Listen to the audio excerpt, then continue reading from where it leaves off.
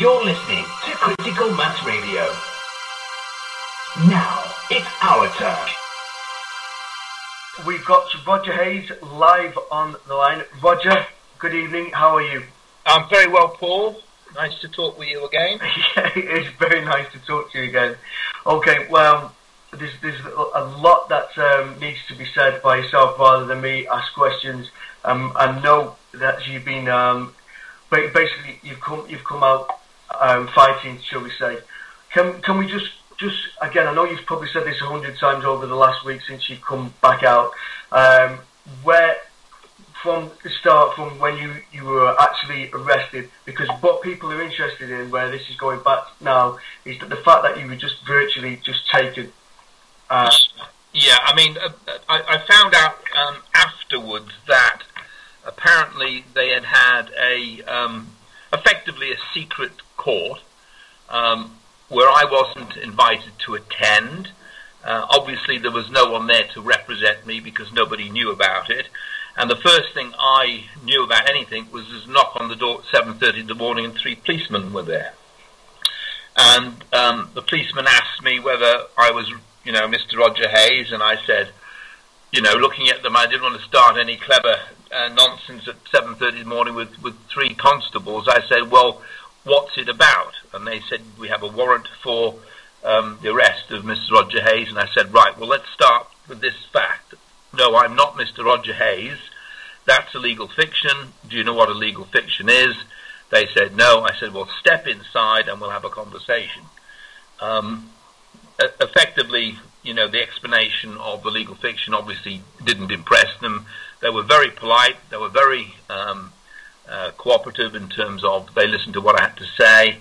And I did say that if they decided to take me away, then they would actually be breaking the law themselves, and that I would ask them to make note in their notebooks that my fee for unlawful arrest would be £10,000 plus £1,000 thereafter. And they said, fine, that's all okay. They registered it in their notebooks. They didn't handcuff me. As I say, they could see I was being reasonable and cooperative. And in fact, I just went away with one of the constables to the police station. The processing, I refused to consent, wouldn't give them my name, and so on and so forth. And what normally happens with this type of interaction, they're normally a little bit miffed, but then they start to realise that I'm not being difficult or funny. I've just said, look, I'm just protecting my rights, my situation. I'm not being funny with you guys, but the situation is, no, I'm not consenting. I'm not going to give you my name. I'm not going to cooperate. I'm not going to give you my shoes, my belt, or anything else. Anything you do to me will be contrary to my wishes. And away we went from there. I was then taken by a private vehicle to the magistrate's court, kept there for a few hours. When I went into the court, another guy came in and said to me, are you Roger Hayes? And I said, I've never met this guy before. I said, yes, why? He said, because his sister, there's police were all over the magistrate's court, swarms of them, and people were asking what were all the police there for, and she was told, this guy's sister was told that it was because they were bringing Roger Hayes in. So we obviously get quite a bit of attention from them, which is good. It means we have made an impact. It means that they are, clearly a bit concerned about the processes that we're using, and clearly they are very, very aware of the fact that we are pushing back at the system. And their response, of course, is to try and cheat by not actually allowing us representation in the court. The court itself was a complete farce. It was a kangaroo court. I was not allowed. And remember, I'm now arrested because there has been an application for my incarceration in a hearing in which I wasn't there. I had no representation. I had no opportunity to either listen to any evidence and so on and so forth. And now here was a second court hearing, which is obviously my arrest brought before this court. Once again, I haven't seen any charges. I don't know what I'm there for. because I've not seen any paperwork. I'm only there because I've been told I'm under arrest. There is no evidence presented in the court. The counsel witness who verbalized something which I could not hear, and I said to the judge, I can't hear what's being said in this court.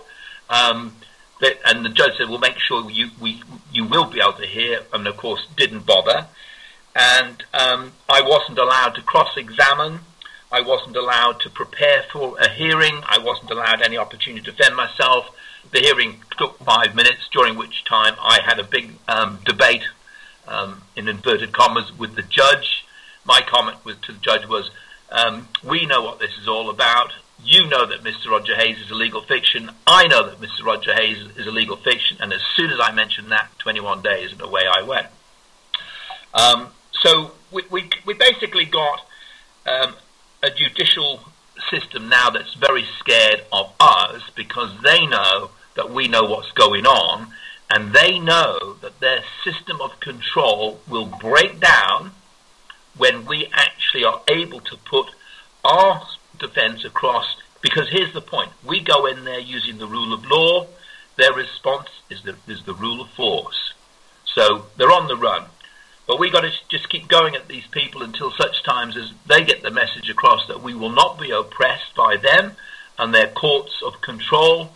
We want our courts of law back, and that's the battle zone now.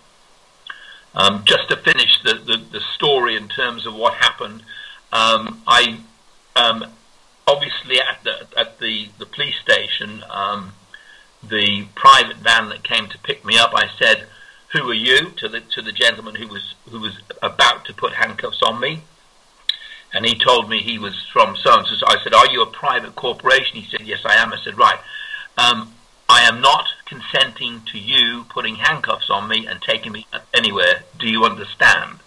And he sort of smirked at me as to say, "What are you talking about?" But suffice to say that I got the message across, which was witnessed by a police constable. So they'll be getting a bill from me in due course.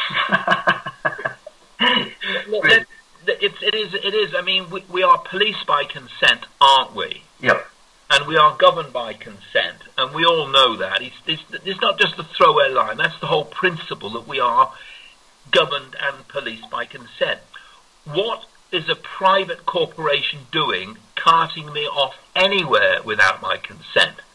And this is it. These things have just slipped into being, almost unnoticed by anybody. And of course, they think it's quite humorous that we challenge their authority. How would they like it if I, as a private corporation, suddenly put them in my van without the consent? They would certainly cross-examine. What are you doing? What's going on here? Eventually, I was taken over to the Liverpool prison, and on arrival in the Liverpool prison, we were all marshalled into a room, and when they eventually called out Hayes, I refused to respond. And I stayed in the room, and somebody came in saying, "Hayes," I said, "My name's Roger," which caused a little bit of a sort of a stir to start with. And they insisted that I follow them, and I said, "No, I'm not going anywhere. My name is Roger. I'm not responding to Roger Hayes or Mr. Roger Hayes or anything of note. I'm making my point." They eventually called me Roger and got me to the desk, the reception desk, and they said, "Right, sign here." I said, "I'm not signing anything. I'm not consenting for anything. And what you should need to know right now is I'm on a hunger strike starting right now." Initially, they were a bit grumpy with me. And slowly but surely they started to relax a bit, and they also started to call me Roger, which is quite good. The period of time in the prison itself, a couple of the guards came up to me and said they'd seen the videos, so they knew who I was and what it was all about, and they was in support of what we're doing. So we do have backing from within the prison itself. People were respectful of, our stance. The governor himself wasn't there at the time, but his deputy came down to see me, had a conversation. I refused to. An interesting point that people make. I refused to have my fingerprints taken either at the police station I refused to have any DNA taken. I said I'm not consenting and I will resist.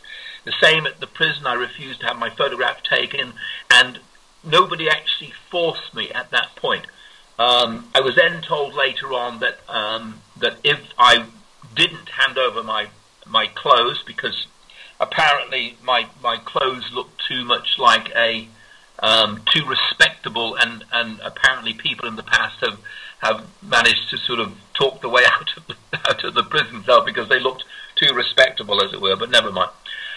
So the whole process itself was interesting in so much as that we made an impact on the people in the prison itself, the guards, etc. Because I think the key point is that the way we are talking to these people is with a reasoned argument.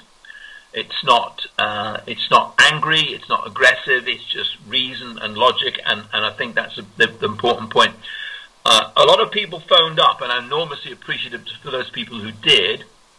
And of course, the police got so many calls, they ended up diverting them to the council. Apparently, it disrupted the council's day, which is excellent. And I think this is a very important point, that where we have a great impact on them is if we phone the councils and the like, and it actually makes a message, because everyone is then, who's this guy, that's been arrested, what's this all about? They ask questions. And of course the follow-up is that it hits the paper and they start to put two and two together. What we're going to go through, and I think most of us will appreciate this, is that we're going to go through a period of time where people will take the mickey and think we're a bunch of nutters, but slowly but surely that is starting to change. When they listen to us speak in a reasoned tone, and as I say, our arguments are logical, people will start to take on board what we're saying. One of the things we've got to be very careful of is we should not be seen to be angry, aggressive, and under no circumstances should we get on the phone and insult these people. All we should do is inquire as to why they are taking the actions that they're taking. Do they not realize that this is the sort of thing that was happening at Nuremberg, where people were just saying, I'm just obeying orders? When I was in the court prison, the magistrate's prison, I asked the jailer there, which side was he going to be on when the revolution comes? He didn't answer the question, but I can promise you he gave it some thought. But so that was the process in which my incarceration was basically organized. Secret courts, not allowed to defend myself, not allowed to see evidence, not allowed to cross-examine witnesses, a kangaroo court. And what follows here on is simply that I am now preparing a private prosecution against the judge that incarcerated me unlawfully. I'm preparing a private prosecution against every legal advisor in the Birkenhead court, because they are now operating unlawful courts, they're operating administrative courts, and in any case where somebody quite specifically is not consenting, their actions are unlawful. Where we have got to be very careful is that where we are going into administrative hearings or star chambers, as I call them, when we are going into these and we are actually accepting the authority of the court, then we are really consenting. So we've got to be very careful that we make the point we are not consenting to star chamber courts. And I'd be encouraged, I would encourage people to use the terminology star chamber courts, because that does have an historical ramifications, because of course star chamber courts were banned and are unlawful in accordance with our Bill of Rights of 1689. So these are very important points that we're making, and slowly but surely that is generating a lot of, as I say, reaction from the courts themselves, because they are desperate to keep control. And I'll tell you, they're scared of us. There's no question about it. They're very nervous about being discovered, and they're very nervous of what happens when this thing broadens and starts to reach across, the rest of the nation, as it were. Okay, totally agree with you there. What I want to ask you also, Roger, is with your knowledge of basically the system, how it works, you've been taken away. Are you expecting then at that point you're thinking, okay, this is 21 days, I know what the next step is, I know what they're going to... Are these things going through your mind is what I'm trying to say, or are you at that point, are you still in the dark at some point? Well, I mean, I obviously knew what was going on. I knew what it was all about. I had anticipated that what would have happened, what should have happened, the very least that should have happened, is there should have been a hearing in which they would have taken me or invited me to attend, and which they would have asked me at least to put my view across. But there was none of that.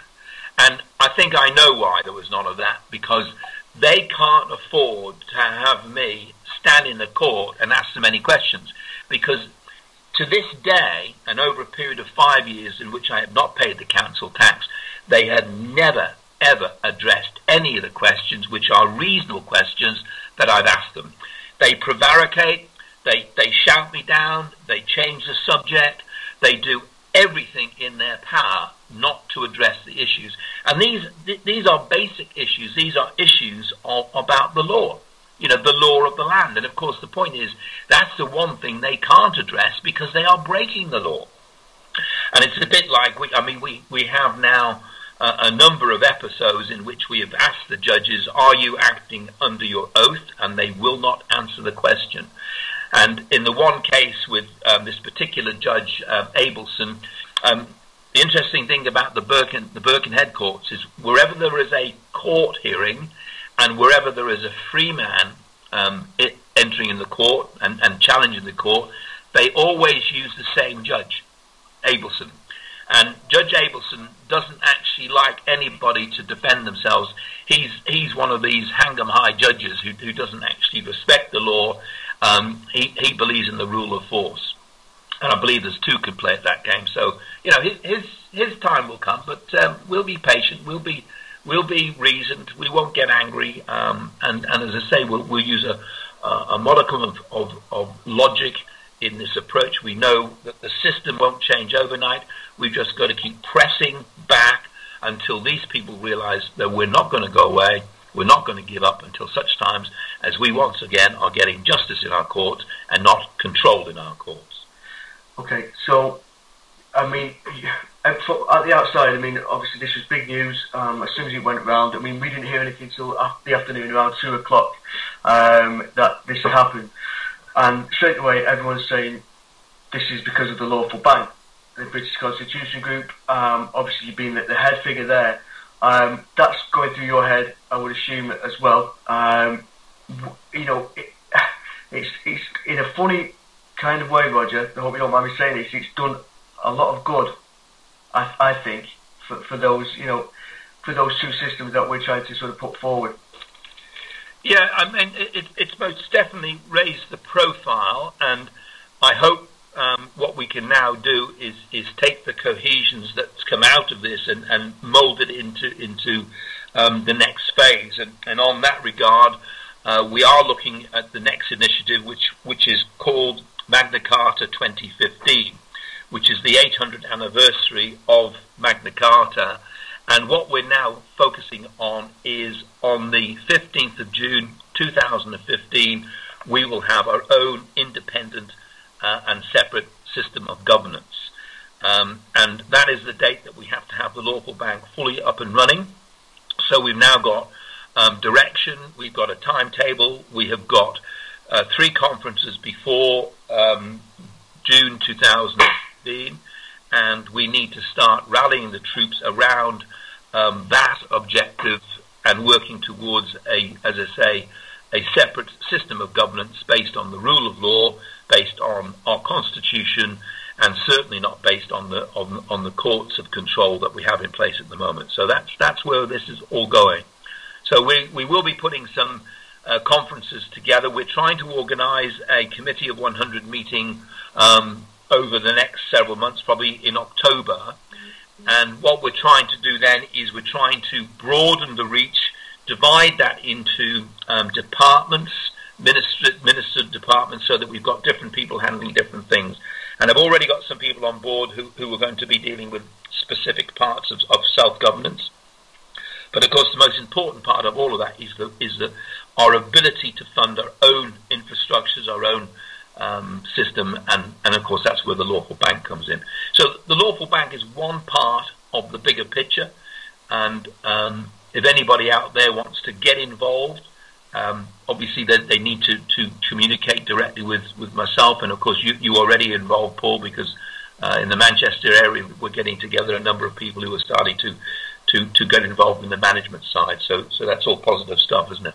Yeah, it's great, and just on this, I mean, you're saying about moving forward. You said to me previously that the time that you put away was actually good for you. I mean, I can't stand being stuck in a lift for more than 30 seconds. So you're saying that it was a good thing for you in a way. Well, it was productive. I mean, my attitude has always been that don't fight it, work with it. I'm incarcerated for 21 days, so I decided I was going to make best use of the time.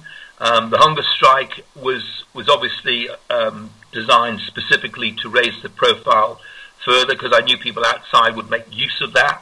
I was a bit overweight, and my wife's been telling me to lose weight for a long time. So I thought, well, okay, this is the perfect opportunity. So I went 10 days without eating anything. I just drank plenty of water. I can recommend it to anybody. If you switch your mind on to do something, it's not hard. The 10 days was quite comfortable for me. The water was fine, and I spoke to the nurses in the prison and asked them to give me a printout of what happens with regards to hunger strikes after a day, 2 days, 3 days. They did that, so I was very careful to look after my health.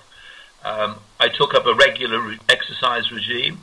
I lost over a stone. I'm looking trim and fit thanks to that. On the 10th day, I had my first prison meal, and I immediately wanted to go back on hunger strike. It was that bad. I mean, the trauma of the food made me want to go straight back on hunger strike. But obviously, the logic, the health thing kicked in foremost. But also, in respect for my family, who were probably under a lot more pressure than I was, I decided to put the word out that I was eating again, and so that's the way that ended on the 10th day. Okay, brilliant. With the Hayes Corpus, a group of us, quite a few of us went down to Manchester for that hearing. Now, thank you for that support. It was enormously appreciated. Yeah, no problem. It was an eye-opener, as you're saying, because it was the first sort of experience to see how dismissive the system is, and this judge, some of the lines he was using, and just to quote, he basically said at one point, well, with all due respect, so what, when in reply to Danny Bamping, and he was just absolutely so dismissive of anything that Danny put forward. I couldn't believe what I was seeing or hearing. Now, a few other people were sort of shocked at my response, because they're saying, this is right, Paul, this is how it is now. Yeah. So, I mean, what were you quietly sort of hoping for a good outcome, or did you think, well, really, it's a shot, it might work, but I can't see it? I was 100% convinced I'd be there the full 21 days. Yeah. And I also felt that it would be useful for ongoing leverage, as it were, because I wrote to the governor and said that my fee was £100,000 a day, and that he would be getting the bill, and I was holding him personally responsible for my unlawful incarceration. I said that he had a responsibility, duty of care, to ensure that my arrest and my imprisonment was lawful, and that I was challenging the warrant that he was holding to incarcerate me. He didn't respond, and of course at some point in time he will be getting a private prosecution as well. And what I've done, I phoned up the local paper today and asked them for a right of reply, because of course the council issued a statement saying that I'd been put in prison for non-payment of council tax. I've challenged that. I said I've been put in prison because I'm challenging the criminal activity in the court and council system. So hopefully that will be published on Wednesday. And I'm also having a meeting here on the 21st of August.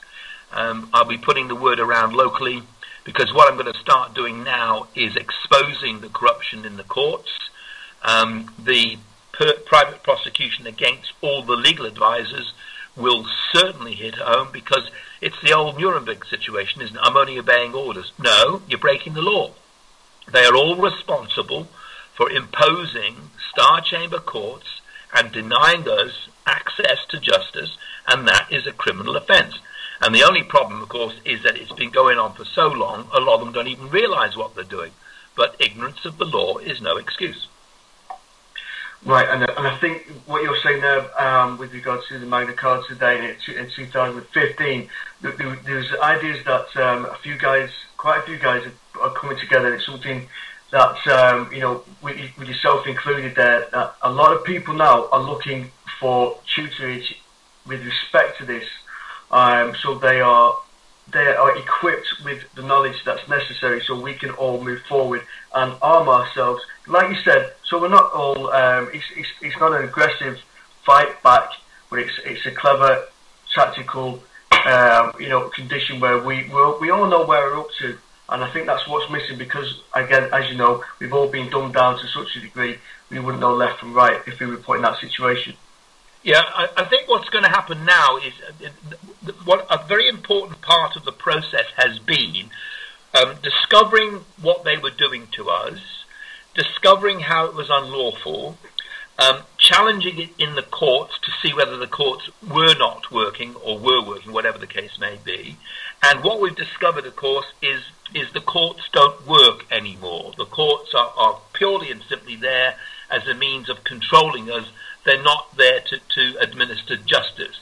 So now that we've tried it, we've got people all over the country who've been having different sort of attempts, different goes at the courts, and wherever we go, we are just ignored and dismissed. So we know categorically that the courts are now not fit for purpose.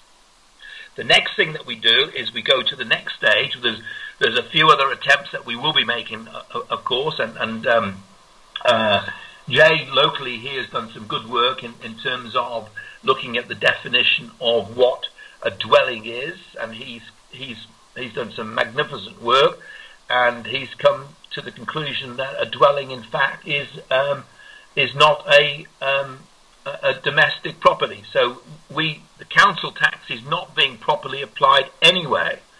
But that's work in progress. He went to court, I believe it was last week, and our good friend Abelson was there as the judge. He wouldn't allow any observers in. He only allowed the police in, and the person who went into the court on their own was railroad. Again, the key feature of all of this is there's no observers. There's no independent observers seeing what's going on. And I've fallen foul of Abelson on a number of occasions, and in each case he throws me out before I'm able to say anything. And of course we know why, because he's scared, isn't he? He's scared that we'll ask him a question he won't answer. Well, I definitely agree with that. With the amount of work that's going on at the moment, that you're saying that they are scared, they're running scared. I would suggest even from what was it now, about a year and a half ago now with Birkenhead. For the difference now to how this has gone out and how people are. Roger, I've got a chap called Paul, who's one of the hosts here. Is it alright if I take that? He's got a few things he'd like to put forward. Is that okay? Yeah, sure. Thank you. Hello, Paul. Hello, friend. How are you doing? You okay? Have you got a few questions that you'd like to put forward? Yeah, well, not questions as much as ideas, really. I just want to share some ideas with Roger. He's a hard chap to get a hold of, and I can understand why, because he's very busy. Yeah. I was actually... I've been away. Yeah, I know, but you're still hard to get hold of anyway. But anyway, I was actually at the Lawful Bank meeting in Manchester in February, and it was my first time of listening to the Lawful Bank. And I remember going away thinking, I really did take it all in and tried to make sense of it. But the one thing that I did pick up that I'm going to start with is that we were just months away from getting this thing launched. And tonight I've been so disappointed because you've just kicked it another 3 years down the line. And No, not at all. Not at all. No, no. There has got to be an end to this. Okay, this is a process. So no, I most definitely have not kicked it down. Be clear about one thing: is that the lawful bank is a process that will go on week to week, month to month, until we have got the critical mass of people. It could happen at any time. I'm hoping it will, but. We can't go on indefinitely 5, 10, 15 years. We have got to put a deadline to this. So, I want to be self-governing within 3 years. Not 5 years, not 10 years, within 3 years. We've now got a target, and that is an ambitious target. And between now and then, I'm hoping the lawful bank will materialise. And as I say, I'd rather sooner than later. But we've got work to do. Okay. Now I've spoken to Alan Kelly about the Lawful Bank, and he's relatively new to the Lawful Bank, so he couldn't answer all my questions, so it is a pleasure to get to speak to you directly tonight. Now, I listened to what you said in Manchester, and I liked the idea, but the one thing that I went home thinking was, I can't pay my bills, my gas, my electricity, and I can't pay my bills with this money. And it was something that I chewed on for quite a long time. And I came up with what I thought might be an alternative, and I'm hoping you'll let me share that with you this evening. Okay. Well, it's not an alternative, it's not unique to me, because you sort of mentioned it as well, and you understand in this system that assets are primarily land and property. And you mentioned about houses being assets that you could raise loans against, is that correct? Yes. Well, that's what I got from Manchester. You basically said that... if people had got fully paid up properties, then they could be banked as well. And I took that idea and ran along with it. And I thought, well, why are we inventing a new system when all we really want is to actually adapt the existing system that is? Now, we know that banks nowadays, if you pay £100,000 for a house, you'll pay for it twice over the term because the bank's going to make £100,000 as well. Yeah. And the most difficult part of what I've got to put forward is we have to find somebody with a license who can actually create this mortgage, this mortgage ability. I mean, banks are built like the size of churches when they should be the size of post offices because they don't do anything. Yeah. Okay, I think I know what you're getting. I don't think you've quite understood the lawful bank process, and I know it's quite complicated, but the principle. I'm trying to describe the principle. It's a bit like this: we are creating a new economy, right? And we are going to trade in our economy, but at the moment there's no money, and money is a means of exchange, and we don't have a means of exchange. So what we're actually going to do through the lawful bank is we're going to create money, issue our own money, and we're going to give it to everybody. So this £250,000 as an example, we give to everybody, and I've said it's over the age of 25. We won't go into the details why, but effectively everybody gets £250,000 to actually pay off the mortgage or buy a new build home. What in effect we're doing is we're draining their resource. And one morning, we're going to wake up and we're going to stop using their money. And we're going to start using our money. The day that happens, their system is broke. Our system works, their system doesn't work. At the moment, their system works and our system doesn't work. So it's a transition. So we've got to start using techniques to start using our system. And I'll give you an example. If we have a critical mass of people, you might be able to go into your hairdressers and say, how much is the haircut? They'll say £10. You'll say, here's £9 in sterling and here's £1 in lawful bank. So that's a process. Eventually you pay 20%, then 30%. And the more people using it, the more of it in circulation, the greater that percentage is. Eventually it will be 100% in lawful bank money. Now, that hairdresser may want to expand their business, and we will say, would you like to borrow some money? They will say yes, and we'll say you can use this money to pay part of your suppliers and part of your wages. Because they borrowed money from us, they will need to actually take payment in our money to pay it back. So you create your own market. and people are prepared to accept the money because they themselves will benefit because of this $250,000. So this $250,000, the new liquidity that we're creating, will benefit everybody, and therein lies the incentive to use it. Okay, so that explains a little bit more about how the new liquidity starts to kick in. But you can understand that overnight people just not going to use it straight away. They need to be encouraged to start using it. Right, okay, that's the first time I've heard the $250,000 quote. I've now got another question, which is who and how is entitled to $250,000, or is it just any new account holder? How does that work? Okay, the principle is every citizen of the United Kingdom is entitled from the age of 25 onwards to £250,000, which is designed specifically to house them. And that means that they initially will be able to buy a new build home, a very important emphasis, new build home, so that what they will do is people will move out of tenanted homes into a new build home, and as the houses become empty, the property prices will start to go down, and that's why we need to build home. And if you have a mortgage, right, then you can use the £250,000 to pay off your existing mortgage. And the way that works is this: supposing you own a home at the moment and you've got a £100,000 mortgage with HSBC, we will create an account, an escrow account with the HSBC, and you will then transfer from your £250,000, you will transfer £100,000 from your bank account with the lawful bank to the HSBC lawful bank account. So immediately you'll be able to see to the HSBC that you have paid back your mortgage. And of course what they're going to say is, they're going to say to you, you've just made that money out of nothing.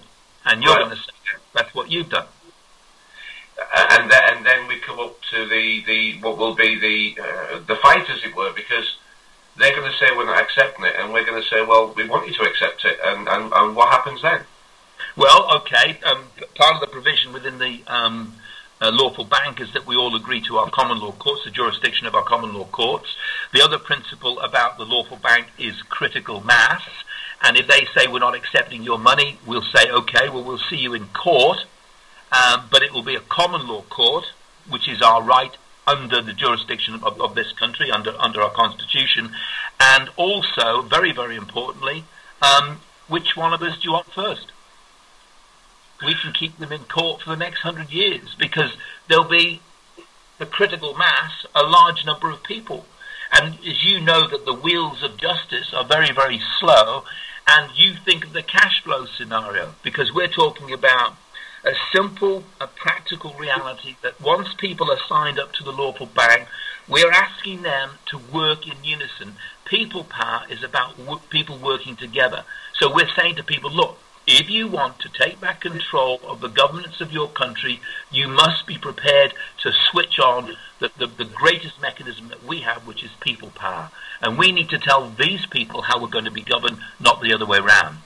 So, okay. Yes, we'll see you in court, but which one of us do you want first? People power. Okay, I'm going to give an example of perhaps what it is that I think I can help or I can add to this conversation. Whether you take it away and use it, it's up to you. But people power is the strength here. And I'm going to start with an example. About 6-7 weeks ago, I was in the Halifax Building Society, or whatever it's called now. And I was in the queue where we had two old ladies at the desks there, and they were taking some sorting out. And there were 7 people in the queue. And I thought, I'm going to go for it. So I decided to tell them about my little idea. 3 minutes in, that's all it took. And I said, what do you think so far? And they said, well, we're listening. 4 minutes in, I said, how many people would take up this offer if it existed? 3 out of 7 said we'd do it tomorrow. Yeah. Now, my idea is perhaps a little different, and it's not a challenge to you, Roger. Please don't feel it. I'm challenging you. I'm not at all. The banking system as it exists today is what we have to use. And we can talk about creating another one, but there's only ever been one banking license issued over the past 100 years. Right. And it's sure going to be difficult to get another one. We don't need one. We don't need one. I know we don't need to ask, but let me finish with where I'm going here. Let me do this. What I was putting forward was that the bank use assets, and the bank use land or property as an asset, and they'll exchange your promises for them. You understand what I mean by that? Yes. Now, if the HSBC, Barclays, NatWest, they could all do this tomorrow, and this is where Mr. and Mrs. Smith would actually wander down the road to the HSBC. Trust my phone's be ringing now. The HSBC, they could wander down, Mr. and Mrs. Smith have got the house paid, and they could say, this is my house deed, and my house is worth £250,000. Can I bank it with you, please? And the HSBC, if they were kind, would say, of course you can. And they would say, what do you want to do with that banking money that you've just given us? And and Mr. and Mrs. Smith would say, we'd like to actually generate a mortgage for our grandson Tommy, please. We'd like it to be interest-free, and what are your charges for maintaining this account for us? And the HSBC might say, it's £20 a month. And Mr. and Mrs. Smith would say, that's lovely, let's get the deal done. This is my idea that I'm trying to push into reality to see how many people like it. Well, okay, so what you're basically doing is you're going to the bank, HSBC, for example, and they are going to create money out of nothing, because that's exactly how the mortgage money is created. Yeah. Well, it's got an asset to back it, so it's not from nothing. Yeah. No, I understand that. And your asset is the property that you're actually offering as a security. Well, that's exactly what the lawful. Yeah, that's exactly what the lawful bank is doing. The difference between what you're proposing is that the HSBC is the provider, whereas within our system, it's the lawful bank that's the provider. The difference between the two systems is this. The HSBC is not likely to offer you or anybody else an interest-free mortgage, because that's not the business they're in. All I did was give them as an example that they could do it if they wanted to, but they don't choose to. They choose to use interest and make us pay twice for the very same property. Exactly. And you're right. If they were to do the right thing by us, in other words, if the issuance of the money was controlled by our government as it should be for our benefit, none of us would pay an interest. We'd all have our own homes. We'd all be not paying rent and not be paying mortgages. But of course, the system isn't designed like that. The system is designed to control us, and that is why, in essence, we have got to create our own banking system to remove their control. It's only by putting in place our own system that they will actually back off, or at least that's the way we're going to take back control, by using our own systems. Now, I'm going to I'm not going to hang on any much longer. I'm just going to say one more thing and let you reply. The difference between the two systems that we've discussed tonight is that mine just needs a license to do it, and we need, if somebody wanted to put themselves forward and say, right, I'll go for the license, we could all support the necessary people to apply for this license. So mine, it all hinges on this one license, and if we got this license, then we could actually just use today's money and pay all our bills with it. We wouldn't have to change anything. We just have to get this license to create this bank. Whereas your system appears to be so much more complex, of a new money system, of its introduction, of its explanation at every point, of please take one of these, but we can't still pay our electric bills and gas bills with it. It's so fraught with, it might work, it might not. Whereas I think mine is much more simple. Shouldn't we be actually collectively saying, we want this banking license, and whether you're awake or whether you're sleeping doesn't matter in this case, because I proved it in the Halifax. 3 out of 7 people said I would do that if it existed tomorrow. The numbers is what we're after. The strength, the numbers, the support, the what's in it for me, I'm going to support it because it's good. That's why I get a bit excited about it, because it's so simple it could be done. Well, okay, well, I accept what you're saying, and of course, if the mechanism is there to do so, then we should look at it, and we should look at all positive ideas, and part of this whole process is listening to what everyone's got to say to come to a conclusion, and they're not mutually exclusive, Paul. We do both, and I think most listeners will actually probably have seen the program Bank of Dave, yeah? Has everyone seen that? I've tried to contact him, but he doesn't reply, but I have tried 3 times to get hold of him. Well, I spoke to his corporate accountants, and I left a message with them saying that there was a big hole in the FSA system itself. I got a phone call back from them, and we had a very interesting conversation. And I explained that the way they were going about trying to get the FSA to give them a license, I said that there is a way they could do that without the FSA. And the guy listened to what I had to say, and I explained essentially some of the elements of lawful bank, to which he said, well, you've just found a big hole, a loophole in the system. And I said, well, I've not just found a loophole, I've found excuse my language, but a bloody big loophole. He has suggested he's going to try and make arrangements for a meeting between myself and Dave. Dave's obviously a very busy man, and my view is this, that I don't know who this gentleman Dave is, but if I don't hear back from him, I will be a little bit suspect. Okay. It's interesting, isn't it, that we are pushing back at the banks. They know what's going on. They definitely know about the lawful bank, because the FSA has come out and said the lawful bank is not authorized by the FSA. They didn't say it was illegal. They just said it wasn't authorized. Yes, I heard that. I read that, yeah. So they know who we are. They know what we're doing. And I'm just wondering whether there's an element of controlled opposition creeping in here. We'll soon find out, because if I don't hear back from these people, then I can guarantee it's for one good reason. Okay, guys. Sorry to put in there. Thank you for talking to us, Roger. You've got my support, my friend. All right, thank you, Paul. Thanks for your question. Well, brilliant. That was Paul from the Unpenned Show. Roger, thank you for that. I'm going to let you go, because I know you've got a lot on. Thank you for taking the call. Thank you for updating us. And again, hope to speak to you very soon. Just want to say thank you for all that you've been through, and all that you've done. It's in a strange sort of way.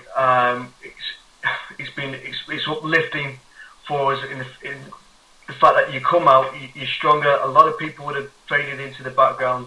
So it's great to have you back with us, and well done. And thanks very much, Roger. Thank you, Paul. Take care. Bye now.